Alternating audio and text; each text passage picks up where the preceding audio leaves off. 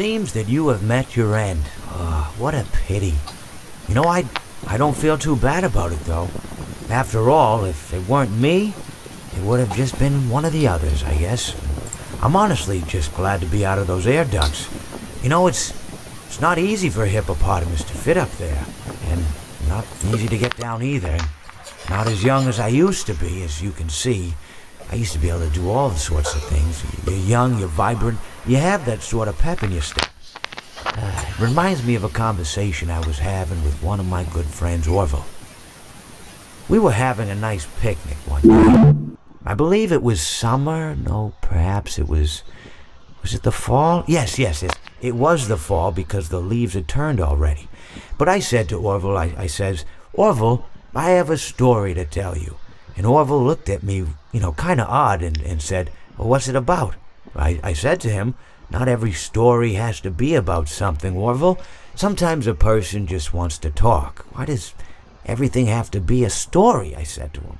He just looked at me and he said, well, you said you had a story. And, he was quite right. I did, in fact. I told him I had a story.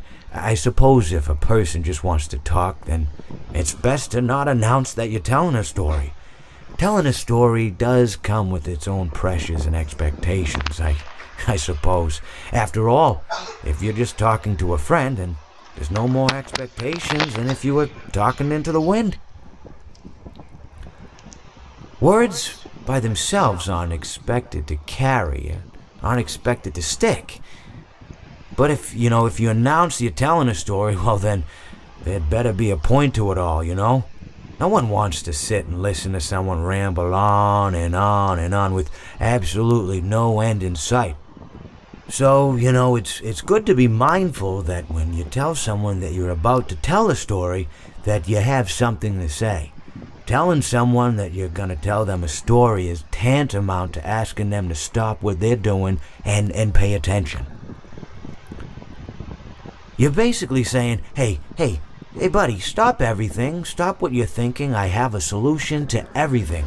And well, I didn't really have any story to tell. In hindsight, I probably just misspoke when I said that I had a story.